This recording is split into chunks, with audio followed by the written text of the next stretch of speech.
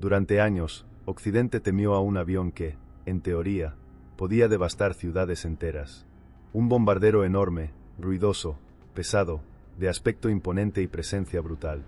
Era el M4, apodado por la OTAN como Bison. Su silueta, captada por radares y cámaras espías, parecía la encarnación perfecta del poder soviético. Y sin embargo, detrás de esa figura temida, se escondía una verdad mucho más compleja, y tal vez más peligrosa. Porque lo que pocos sabían, y muchos aún no entienden, es que el M4 Bison no era el monstruo letal que se creía. De hecho, puede que jamás haya estado verdaderamente listo para una guerra.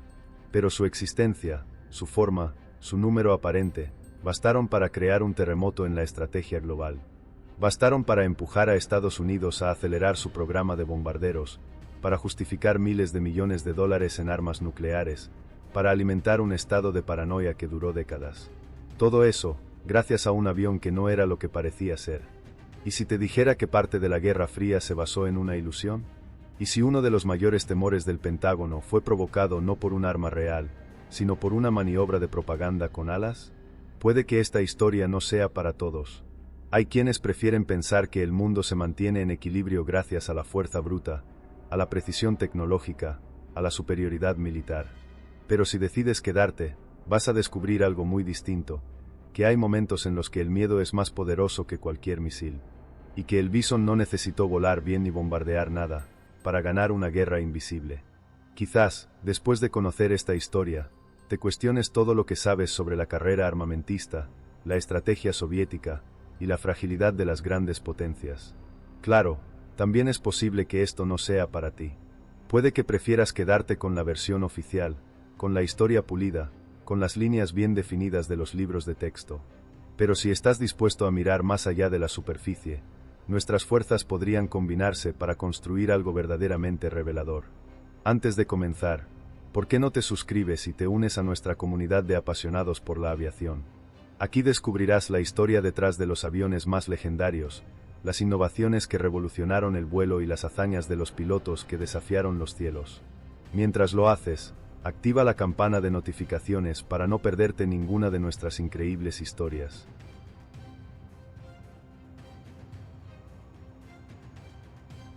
La Segunda Guerra Mundial había terminado hacía apenas unos años, pero el mundo ya estaba dividido de nuevo. Esta vez, no por invasiones o por regímenes expansionistas, sino por ideologías irreconciliables. El capitalismo y el comunismo no se combatían en los campos de batalla, sino en las fábricas de misiles, en los laboratorios de propulsión, en los cielos helados donde los radares buscaban sombras desconocidas. Y en ese clima, la palabra bomba no significaba simplemente un arma, sino la amenaza de un final absoluto. Estados Unidos tenía el B-36 Peacemaker y ya estaba desarrollando el B-52 Stratofor 3, una máquina pensada para llevar cargas nucleares directamente al corazón de la Unión Soviética. La capacidad de atacar desde el aire, sin previo aviso, sin posibilidad de defensa efectiva, había cambiado todas las reglas. El bombardero estratégico ya no era una pieza más del ajedrez militar. Era el tablero completo. Stalin lo sabía, y lo odiaba. ¿Cómo aceptar que tu país, apenas reconstruyéndose tras una guerra devastadora, estuviera ahora en desventaja frente a un enemigo que podía atacarte desde el cielo en cualquier momento? No se trataba solo de una cuestión técnica. Era una cuestión de imagen, de poder, de supervivencia política. Si Estados Unidos podía amenazar Moscú desde el aire, la URSS necesitaba responder. Pero no solo con misiles o defensas. Necesitaba su propio bombardero intercontinental. Uno que pudiera volar hasta Washington, dejar caer su carga mortal, y regresar con éxito. No importaba si eso era realista. Lo importante era mostrarle al mundo que también ellos podían hacerlo. Fue en ese contexto que el diseñador Vladimir Myasishchev recibió un encargo que rozaba lo imposible: crear, en tiempo récord, un bombardero estratégico de largo alcance con capacidad nuclear. La orden era clara: debía estar listo para presentar ante el mundo lo antes posible. El miedo a la desventaja debía ser anulado, incluso si el avión en sí aún no estaba del todo preparado. La presión era incalculable. El Kremlin exigía resultados, no excusas. La inteligencia soviética traía informes constantes sobre el avance del B-52. Y mientras tanto, Las imágenes de satélite y los vuelos de reconocimiento del lado estadounidense revelaban bases soviéticas aún incapaces de soportar una ofensiva a gran escala. La URSS no podía darse el lujo de esperar. O mostraba los dientes, o se convertía en presa. Así nació el M4. No como una respuesta técnica, sino como una reacción política. Era un símbolo, una declaración con alas, una forma de decir: no estamos atrás. Podemos destruirlos también. Pero aquí surge una pregunta inquietante. ¿Qué ocurre cuando construyes un arma por miedo, y no por estrategia? ¿Puede el terror al otro obligarte a fabricar algo que, en el fondo, sabes que no funcionará como debería? ¿Y qué pasa cuando esa creación, defectuosa o no, se convierte en el centro de toda una doctrina militar? Quizás no era el momento ideal para diseñar un bombardero, pero no importaba. El momento estaba dictado por el miedo, por la necesidad, por la urgencia de proyectar poder. Tal vez nunca estuvo destinado a ser perfecto. Solo tenía que ser lo suficientemente grande, lo suficientemente visible, lo suficientemente amenazante, para sembrar dudas en la mente del enemigo. Y lo logró, porque en los pasillos del Pentágono, apenas se filtraron las primeras imágenes del M4, los analistas comenzaron a reescribir todos los escenarios. Asumieron lo peor. Supusieron que la URSS había dado un salto tecnológico, que ya no estaban jugando a alcanzar, sino a superar. La guerra no había comenzado, pero la percepción ya la estaba ganando. Lo que nadie sabía todavía, ni en Washington, ni en Londres, ni siquiera en algunas oficinas del propio Moscú, era que el M4 tenía limitaciones críticas, que su alcance era menor del prometido, que no podía alcanzar realmente el territorio estadounidense sin reabastecimiento, que sus motores eran poco eficientes. Pero eso no importaba, aún, porque en ese momento, lo único que importaba era el miedo. Y el miedo, como descubriríamos más adelante, es un arma mucho más efectiva de lo que parece.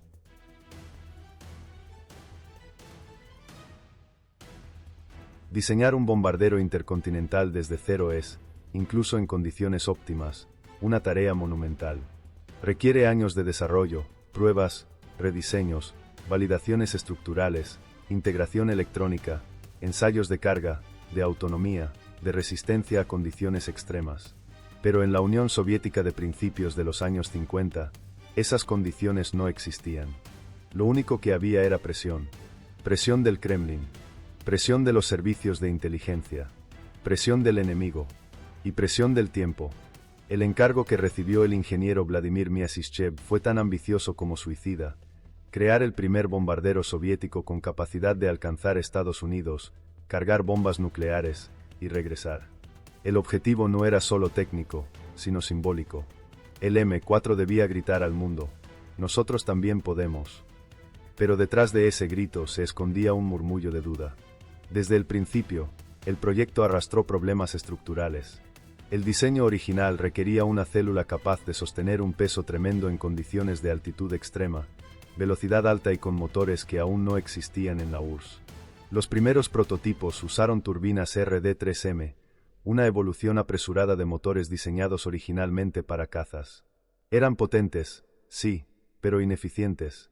El consumo de combustible era tan elevado que, durante las simulaciones, el M4 apenas podía recorrer poco más de la mitad de la distancia necesaria para completar una misión estratégica real.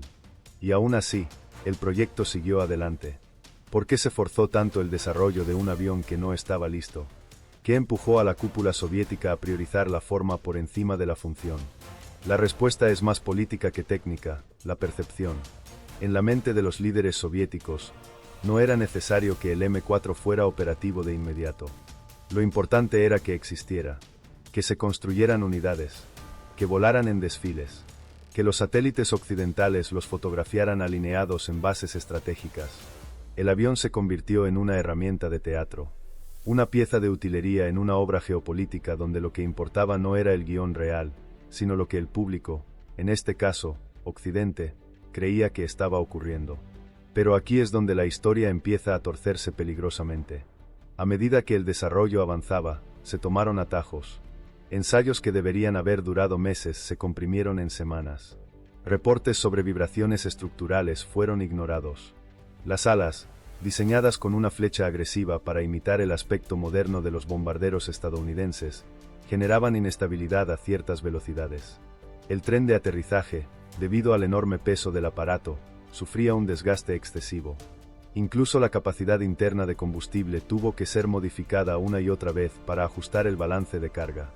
Y aún así, el avión despegó. El primer vuelo del M4 fue celebrado como una victoria nacional. Los periódicos soviéticos lo llamaron el martillo alado del socialismo. Se dijo que podía atacar cualquier objetivo en el continente americano y regresar sin reabastecimiento.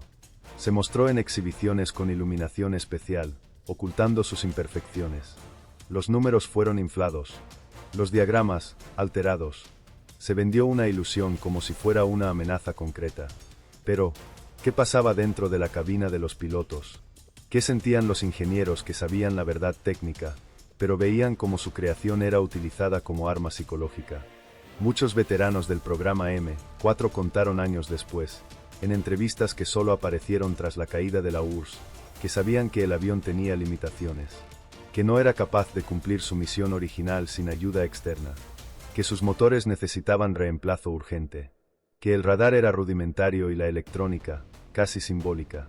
Pero también sabían que decirlo era peligroso, porque en la Unión Soviética, fallar no era una opción. Cuestionar al Estado podía costarte algo más que tu trabajo. Así que callaron, y el avión siguió volando.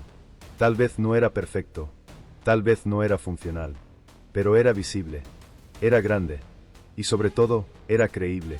Y en un mundo donde todo depende de lo que el enemigo cree, eso era suficiente. Pero ¿cuánto tiempo podía mantenerse esa ilusión? ¿Cuánto tardaría el enemigo en descubrir la verdad detrás del metal y el rugido de los motores? Esa parte de la historia está a punto de comenzar.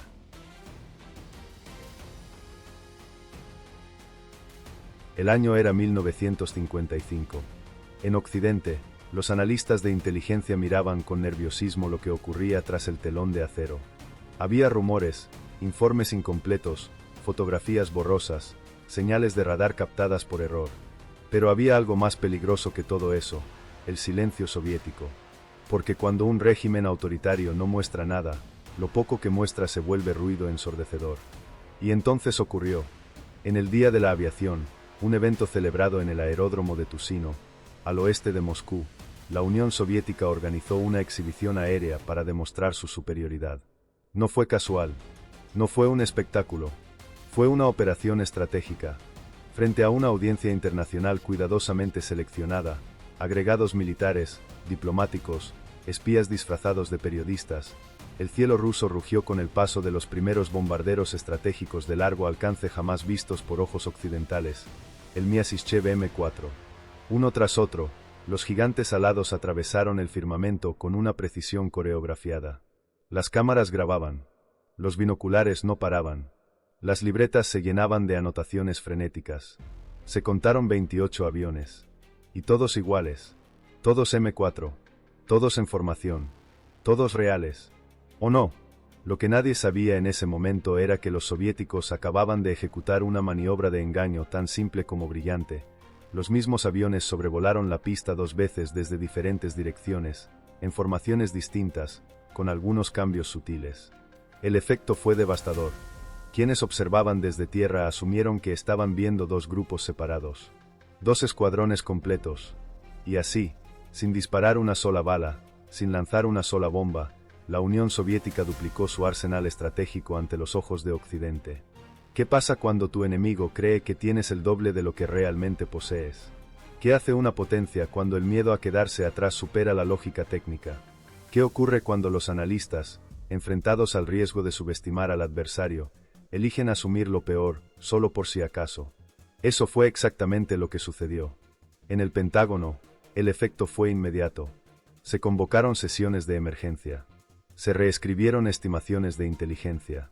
Se sugirió que los soviéticos ya habían alcanzado, o incluso superado, la capacidad ofensiva estadounidense en bombarderos intercontinentales. Se reactivaron presupuestos congelados.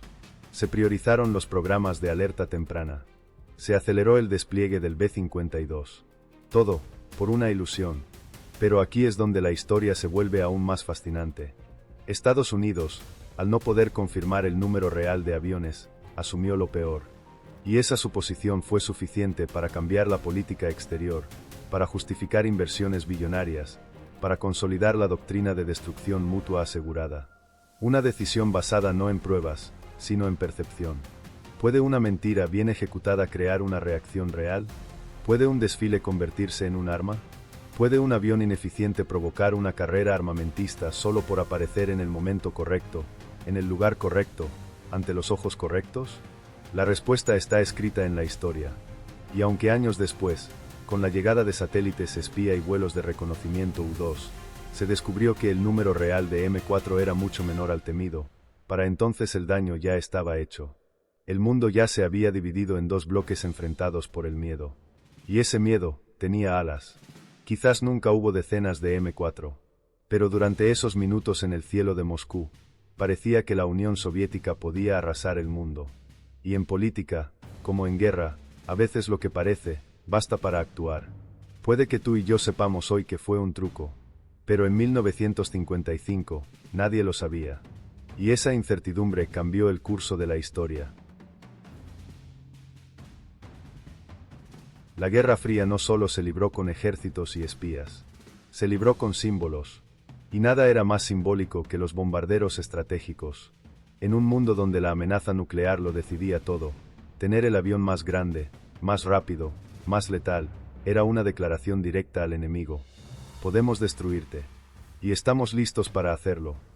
De un lado del cielo, Estados Unidos presentaba su obra maestra, el Boeing B-52 Stratofortress 3, una máquina de guerra que aún hoy, más de medio siglo después, sigue en servicio activo.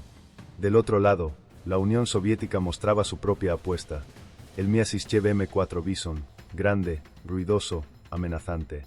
A primera vista, ambos parecían jugar en la misma liga. Pero eso fue solo apariencia. El Bison, con sus 4 motores RD-3M y sus líneas agresivas, causaba impresión. Medía más de 45 metros de largo, y su envergadura superaba los 50. Desde el suelo, imponía. Desde el aire, parecía desafiar la lógica con su tamaño. Pero cuando se empezó a analizar su desempeño en profundidad, las diferencias con el B-52 se volvieron evidentes y preocupantes. Primero, la autonomía. El B-52 podía recorrer más de 14,000 kilómetros sin necesidad de reabastecimiento. El M4, por el contrario, apenas alcanzaba unos 8,000 en condiciones óptimas. Eso significaba que, en teoría, el Bison no podía completar una misión de ida y vuelta hacia los Estados Unidos sin ayuda externa. Y en la práctica, no podía ni acercarse sin poner en riesgo a toda su tripulación. ¿Cómo se suponía que debía cumplir su función de disuasión si no podía llegar a su blanco? En velocidad, tampoco había competencia real. El B-52 superaba los 950 km por hora, mientras que el Bison, incluso con las modificaciones posteriores, no pasaba de los 900 en condiciones de carga máxima. Además, la capacidad de carga útil del Stratofortress 3 era superior. Podía llevar una combinación letal de bombas nucleares y misiles aire-tierra con sistemas de guiado. El M4 tenía una bahía de bombas más pequeña y menos versatilidad en armamento. Su electrónica, rudimentaria. Su radar, limitado. Su sistema de navegación, propenso a fallos en vuelos largos. Y entonces, ¿por qué Occidente temía tanto al Bison? Porque no lo sabían. No del todo. Y lo poco que veían estaba deliberadamente maquillado para generar una impresión exagerada. Una vez más, el poder de la ilusión superaba al de la evidencia. Pero el contraste más fuerte no era técnico. Era filosófico. El B-52 era el resultado de años de planificación estratégica, inversión masiva en investigación, y una concepción moderna del poder aéreo. Un sistema robusto, duradero, actualizable. El M4, en cambio, era una reacción impulsiva. Un intento de alcanzar al rival con urgencia, sin tiempo para pulir errores, sin espacio para detenerse a pensar en el largo plazo. Es como si uno de ellos hubiera sido creado para durar, y el otro, para aparentar. Y sin embargo, hay una paradoja que no se puede ignorar. ¿Qué pasa cuando el avión más débil logra forzar al más fuerte a reaccionar? ¿Qué ocurre cuando un prototipo inferior logra influir en la política exterior de tu enemigo? ¿Por qué, aunque el Bison fuera técnicamente inferior, logró que Estados Unidos acelerara programas? Logró que se construyeran más B-52S. Logró que se ampliaran las redes de alerta temprana, que se modificaran protocolos de respuesta nuclear, que se aprobara más presupuesto para defensa. Eso no lo logra cualquier avión. Eso lo logra un símbolo. Y aquí es donde entra la contradicción que el mundo nunca quiso aceptar. El M4 Bison no era mejor. Pero funcionó. No como bombardero, sino como disparador del miedo. Tal vez no debía competir con el B-52 en los cielos, sino en la mente de los generales. Y en esa guerra, al menos por un tiempo, ganó. Así que la próxima vez que escuches que el Bison fue un fracaso técnico, pregúntate, ¿y si ese fracaso fue exactamente lo que se necesitaba para alterar el equilibrio del mundo? En toda guerra, hay soldados y hay actores. Hay armas diseñadas para destruir, y otras creadas para ser vistas. Para impresionar. Para intimidar. El M4 Bison nació con la promesa de ser un bombardero estratégico de largo alcance, pero a medida que pasaron los años, esa promesa se volvió cada vez más difícil de cumplir. Y entonces, poco a poco, sin que nadie lo declarara oficialmente, el Bison asumió otro rol, el de intérprete principal en el teatro de la disuasión soviética. No era una decisión pública. No hubo discursos, ni cambios doctrinales anunciados. Pero en los pasillos del poder, el mensaje era claro. El M4 ya no era un arma, era un símbolo. Un escenario rodante. Una ilusión móvil capaz de mantener en vilo al enemigo sin necesidad de disparar una sola bomba. Durante los años 50 y principios de los 60, el Bison fue desplegado en puntos estratégicos, no porque tuviera capacidad operativa suficiente, sino porque su silueta, su tamaño y su presencia generaban incertidumbre. Volaba en formaciones visibles, despegaba de bases controladas por satélites espías, se dejaba ver justo lo necesario. No se trataba de esconderlo, sino de hacerlo notar.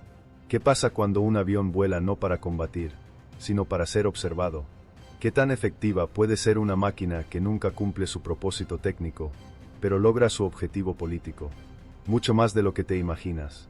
Los servicios de inteligencia occidentales, especialmente la CIA y la Royal Air Force, estaban constantemente intentando descifrar los movimientos del M4. Pero las señales eran contradictorias. A veces se detectaban maniobras rutinarias. Otras veces, despegues nocturnos seguidos de rutas evasivas que hacían pensar en ejercicios reales. Había ocasiones en las que los vuelos coincidían con visitas diplomáticas de alto nivel o con tensiones geopolíticas. Todo parecía orquestado. Y lo estaba. El Bison se había convertido en un actor más que en un guerrero. Y como todo buen actor, sabía cuándo aparecer en escena. Hubo un caso especialmente intrigante en 1961, durante la crisis de Berlín. Los radares estadounidenses detectaron un aumento repentino en las operaciones aéreas soviéticas. Varios M4 fueron desplegados en puntos clave del oeste ruso. No llevaron bombas, ni siquiera estuvieron armados. Pero su presencia bastó para que el Pentágono ordenara elevar el nivel de alerta estratégica. No porque representaran una amenaza real, sino porque no podían estar seguros de que no lo fueran. ¿Cómo reaccionas ante un avión que quizás no funcione, pero que no puedes ignorar? Ese es el poder de la percepción. Una percepción tan fuerte que justificaba su existencia, año tras año, a pesar de sus limitaciones conocidas, a pesar de sus defectos técnicos, a pesar de sus fallos operativos. Y esa percepción fue sostenida, no con tecnología, sino con narrativa. Los medios soviéticos lo presentaban como una joya del ingenio socialista. Las imágenes cuidadosamente seleccionadas lo mostraban siempre imponente, majestuoso, surcando cielos despejados. Los datos duros nunca eran compartidos. La opacidad era parte del espectáculo. Mientras menos se supiera, más se podía suponer. Y en la guerra psicológica, suposiciones valen más que certezas. Puede que tú pienses que la guerra la gana quien dispara primero. Pero la historia del M4 demuestra que, a veces, la gana quien hace creer al otro que podría disparar en cualquier momento. Y si logras mantener ese miedo vivo, no necesitas pelear. Tal vez el Bison no fue una máquina para la guerra, pero fue, sin duda, un arma para la mente.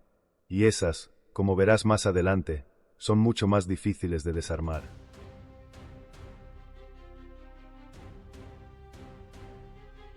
Había un problema que los diseñadores soviéticos ya no podían ignorar: el M4 Bison, su coloso del aire, su actor estelar, no podía hacer el trabajo para el que oficialmente había sido construido. No llegaba lo suficientemente lejos. No cargaba lo suficiente. No podía competir, ni siquiera simbólicamente, con la nueva generación de bombarderos estadounidenses.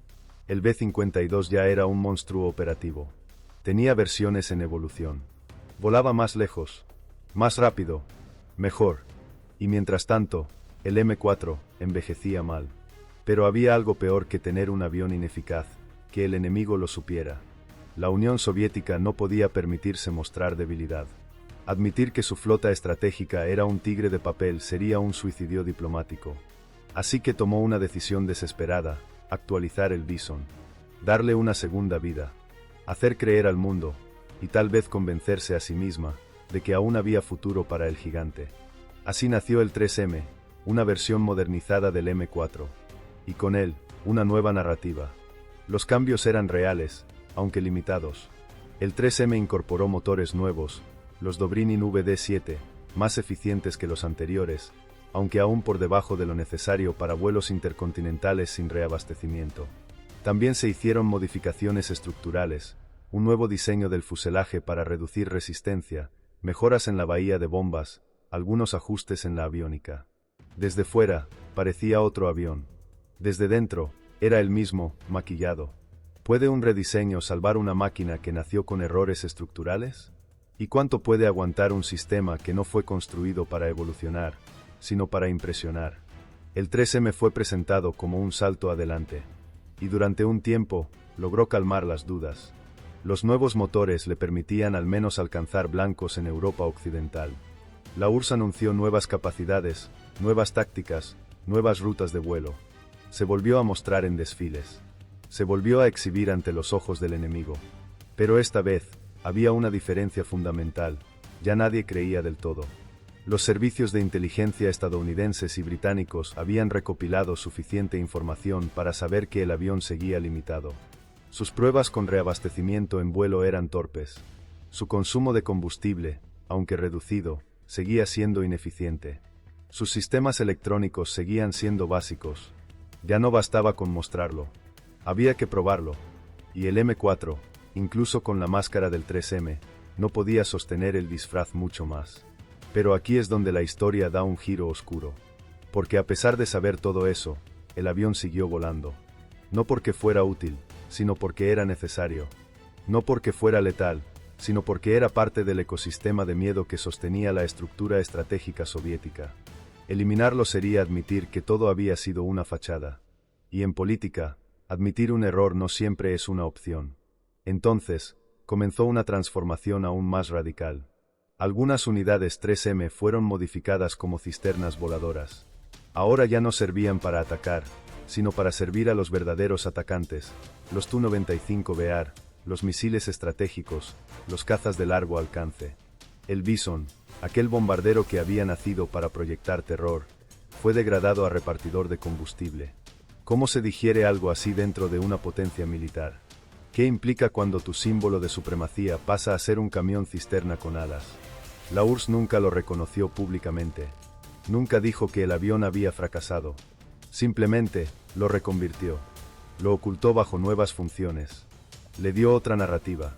Porque el mito debía seguir vivo, aunque el cuerpo estuviera cambiando por dentro.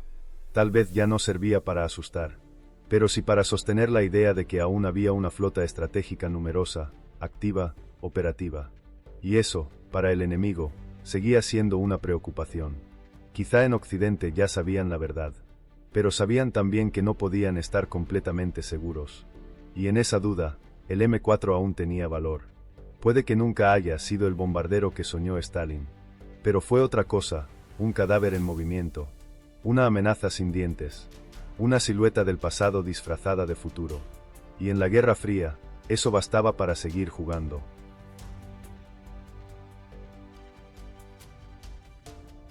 Durante años, el M4 Bison fue una amenaza dibujada en los márgenes de la incertidumbre. No importaba si era lento, si sus motores eran glotones, si su alcance era limitado. Nadie lo sabía con certeza. Y eso lo hacía más peligroso. Porque en la Guerra Fría, lo desconocido era más temido que lo confirmado. Pero todo eso empezó a cambiar cuando el cielo dejó de ser territorio exclusivo de los aviones, y se convirtió en el dominio de los satélites. A finales de los años 50, Estados Unidos empezó a colocar ojos en órbita. Los primeros satélites de reconocimiento, como el Corona KH-1, tenían una misión clara: ver lo que los soviéticos intentaban ocultar. Y cuando esas imágenes comenzaron a llegar, blancas, granuladas, difíciles de interpretar, algo importante se reveló: no había tantos M4 como se pensaba. Y los que había, no estaban donde debían. Las bases que se suponía albergaban escuadrones de Baisens apenas tenían un puñado. Algunas pistas mostraban aviones que no habían volado en meses. Otras revelaban aparatos desmontados, desguazados, incluso ocultos bajo lonas mal puestas. La realidad comenzaba a filtrarse, y no era lo que el Pentágono esperaba. ¿Qué haces cuando descubres que has estado construyendo toda una estrategia de defensa contra una fuerza que no existe? ¿Qué pasa cuando el enemigo al que temías no era fuerte, sino simplemente bueno mintiendo? Pero el golpe final no vino desde el espacio. Vino desde las alturas intermedias. Desde los vuelos del Lockheed U-2, el avión espía más avanzado de su tiempo. Equipado con cámaras de altísima resolución y sensores electrónicos de largo alcance, el U-2 sobrevoló territorio soviético en misiones ultrasecretas, arriesgándolo todo para encontrar respuestas. Y las encontró. Las imágenes captadas por los U-2 confirmaron lo que los satélites apenas insinuaban: el M4 no era operativo en grandes cantidades. Muchos de ellos eran estructuras simbólicas, parqueadas en pistas para aparentar volumen. Otros estaban siendo reconvertidos en cisternas o almacenados. El estado técnico de muchos era deficiente. Las condiciones logísticas para desplegarlos estratégicamente, inexistentes. En una reunión a puertas cerradas, uno de los analistas de la CIA lo dijo con claridad: no estamos ante una flota, estamos ante un teatro. Esa frase cambió el tono en Washington. El mito del Bison, cuidadosamente alimentado durante años por desfiles y propaganda, comenzaba a desmoronarse. Y con él, parte del miedo que había justificado millones de dólares en gastos, programas enteros de defensa y hasta tratados de contención nuclear. Pero aquí viene la pregunta más incómoda de todas. ¿Realmente fue un error? ¿O fue necesario? ¿Y si ese miedo, aunque basado en un espejismo, evitó una guerra? ¿Y si sobreestimar al enemigo fue lo que nos mantuvo vivos? Porque aunque la desilusión fue evidente, también hubo alivio. Saber que el Bison no podía hacer lo que prometía, significaba que la ventana para la diplomacia seguía abierta, que el reloj del juicio final aún podía ralentizarse. Pero en Moscú, la historia era diferente. Cuando los soviéticos supieron, y lo supieron, que Occidente ya conocía la verdad, el golpe fue interno. El Bison, el símbolo del poder aéreo soviético, quedaba al descubierto. Humillado, expulsado del panteón de los gigantes nucleares. Y sin embargo, no fue retirado de inmediato. ¿Por qué no? Tal vez porque algunos aún creían que el mito, aunque roto, todavía tenía valor. Tal vez porque renunciar a él era aceptar que, por años, se había gobernado sobre una mentira. Y tú, como espectador de esta historia, ahora tienes la ventaja de saber lo que otros no supieron a tiempo. De ver la diferencia entre poder real y percepción fabricada. Quizás el M4 nunca fue el monstruo que decían. Pero lo que provocó, lo que alteró, lo que generó en la mente de millones, eso fue real.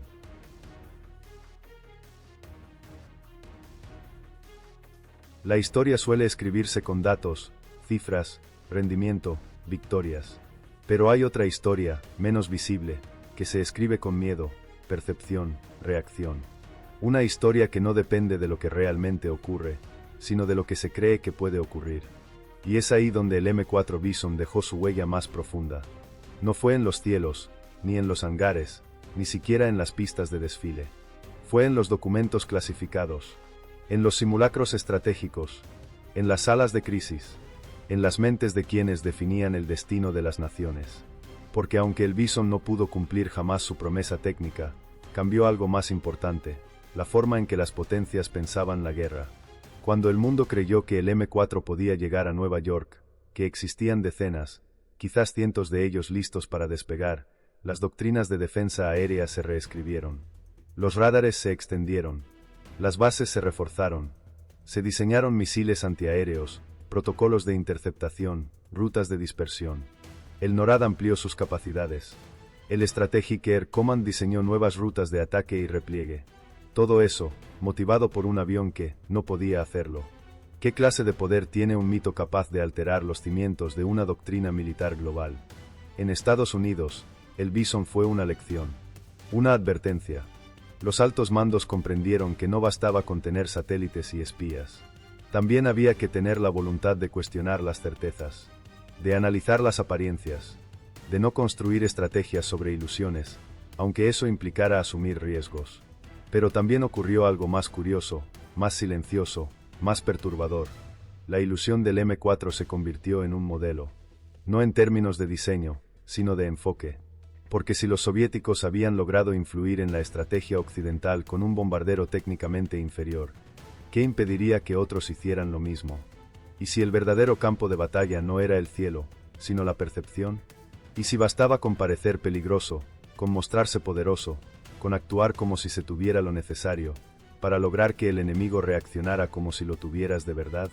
Así nació una nueva capa dentro de la doctrina militar, la disuasión perceptiva. Ya no se trataba solo de tener el arma. Se trataba de sembrar la duda, de crear escenarios de incertidumbre, de forzar al enemigo a gastar más, a reforzar más, a temer más, sin haber disparado una sola vez. El M4 fue el primer ejemplo práctico de eso. El primer avión que ganó influencia no por lo que podía hacer, sino por lo que hacía creer que podía hacer. Y eso, en el juego geopolítico, es aún más valioso. En la URSS, la lección fue otra. Allí, el mito funcionó durante un tiempo. Pero cuando se descubrió la verdad, el golpe fue doble, externo e interno. Sin embargo, incluso dentro de ese fracaso, se reconoció su utilidad como modelo. Porque aunque el Bison no funcionó como bombardero, sí funcionó como concepto. Como un recordatorio de que el miedo bien administrado puede ser más eficaz que un misil bien apuntado. Y tú, que estás escuchando esto ahora, tal vez te preguntes, ¿cuántas armas de hoy son realmente funcionales, y cuántas son solo reflejos del Bison, envueltas en marketing moderno? ¿Cuántas veces vemos una prueba militar, una exhibición, un desfile, y asumimos que detrás de eso hay poder real, cuando tal vez solo hay estrategia visual? Puede que no lo sepamos. Puede que no lo sepamos nunca. Pero lo cierto es esto. El M4, fallido como avión, exitoso como mito, dejó una marca que todavía guía la mano de generales y presidentes. Porque a veces, lo más peligroso no es lo que un enemigo puede hacer, sino lo que tú crees que va a hacer.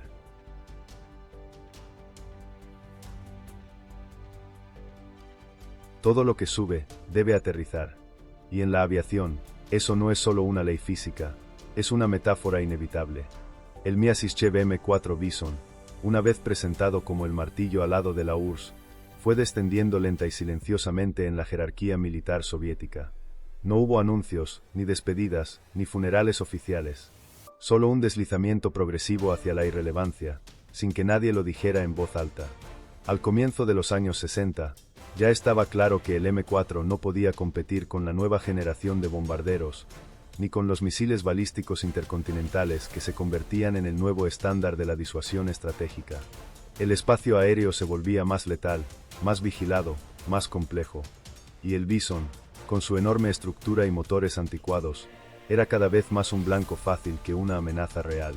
Y sin embargo, no se retiró.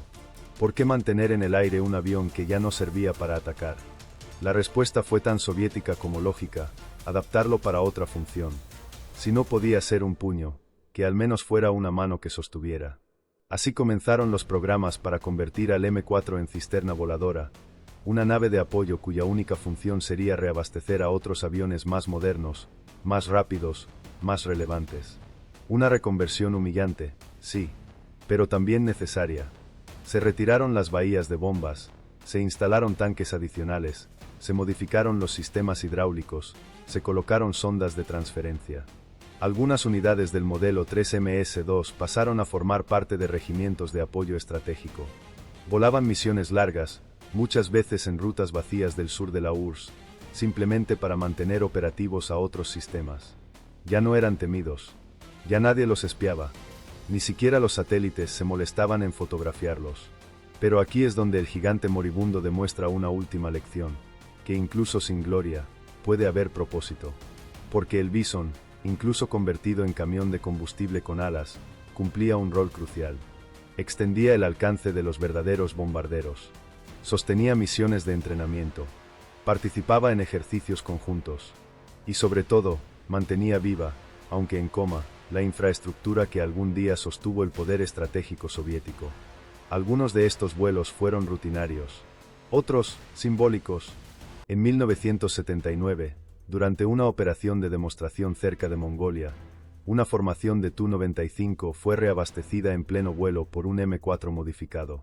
La operación no fue particularmente exitosa, hubo problemas de acoplamiento, turbulencia, pérdida de presión. Pero la foto, captada desde un avión de observación, se distribuyó en boletines internos como prueba de que el sistema aún funcionaba. No era cierto, pero a veces, seguir aparentando es más útil que admitir el fin. En los años 80, ya eran pocos. Muy pocos. Algunos estaban almacenados en hangares olvidados. Otros se oxidaban lentamente en bases periféricas, canibalizados por piezas. Algunos incluso fueron ofrecidos a museos extranjeros, aunque muy pocos aceptaron. No porque no fueran importantes históricamente, sino porque ya casi nadie recordaba que había sido exactamente el Bison. Bombardero, mentira, camión volador, símbolo, decepción. ¿Qué se hace con un avión que ya no sirve, pero cuya historia fue tan grande que no puedes simplemente desecharlo? Es una pregunta que aún ronda en la aviación militar. Porque el Bison no terminó con una explosión, ni en combate, ni en un acto heroico.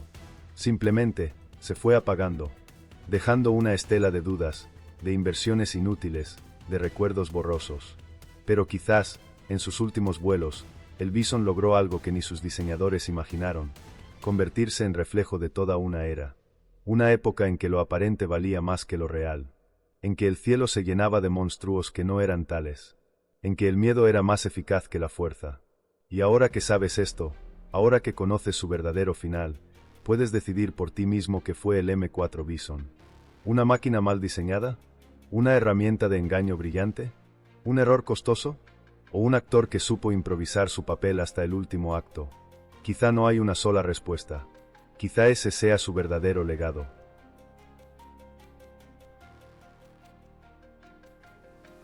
Cuando se habla de aviones legendarios, normalmente se piensa en aquellos que libraron batallas épicas, destruyeron objetivos críticos, o salvaron a miles con sus misiones. Pero el Myasishchev M4 Bison no encaja en ninguna de esas categorías. No ganó guerras, no lanzó bombas sobre ciudades, no protagonizó duelos aéreos memorables. Y, sin embargo, su legado es tan profundo, y quizás más inquietante, que el de muchos bombarderos que sí lo hicieron. Porque lo que hizo el M4 fue algo más intangible, y más poderoso: cambiar la percepción del enemigo. En su tiempo, el Bison fue símbolo de una amenaza imposible de ignorar. Aunque su alcance era limitado, aunque sus motores eran ineficientes, aunque su tecnología estaba por detrás de la occidental, logró colarse en las salas de guerra, en los informes de inteligencia, en los planes de contingencia. Su mera existencia, exagerada, manipulada, proyectada, alteró la arquitectura defensiva de la Guerra Fría. Y todo eso sin haber sido realmente letal. ¿Cuántas decisiones estratégicas fueron tomadas por miedo a una flota que nunca existió en la magnitud que se creyó? ¿Cuántos presupuestos se aprobaron? ¿Cuántos misiles se fabricaron? ¿Cuántas bases se activaron, solo por las alas de un avión que nunca estuvo a la altura de su mito? Eso es el legado del M4, demostrar que el miedo, bien gestionado, puede ser tan destructivo, o más, que el fuego. Que lo aparente puede tener más impacto que lo real. Que en la guerra moderna, la narrativa es un arma. Y no solo fue una lección para Occidente, también lo fue para la propia Unión Soviética. Después del Bison, los diseñadores soviéticos aprendieron que no basta con construir algo grande. Hay que construirlo funcional. Que el respeto del enemigo no se obtiene solo con siluetas en el cielo, sino con consistencia técnica, con adaptabilidad, con propósito real. Esa lección, aunque tardía, marcó el camino para diseños más eficaces como el Tu-95 y posteriormente el Tu-160. Y, sin embargo, en las sombras, el Bison nunca se fue del todo. Sigue apareciendo en archivos, en documentales, en debates sobre estrategia. Sigue siendo estudiado como caso de estudio sobre guerra psicológica, sobre disuasión, sobre propaganda. Sigue siendo un recordatorio de que las armas más poderosas no son siempre las que explotan, sino las que hacen temer que puedan hacerlo. Y tú, ahora que has llegado hasta aquí, tal vez veas al M4 de otra manera. Tal vez ya no como un fracaso técnico, ni como una máquina obsoleta, sino como un reflejo de algo más profundo, de cómo los humanos construimos monstruos, no para usarlos, sino para que otros nos teman. Tal vez pienses que fue un fraude histórico. Tal vez creas que fue un golpe maestro de ingeniería política. Tal vez ambas cosas sean ciertas. Lo que es innegable es que el Bison no necesitó ser letal para ser recordado.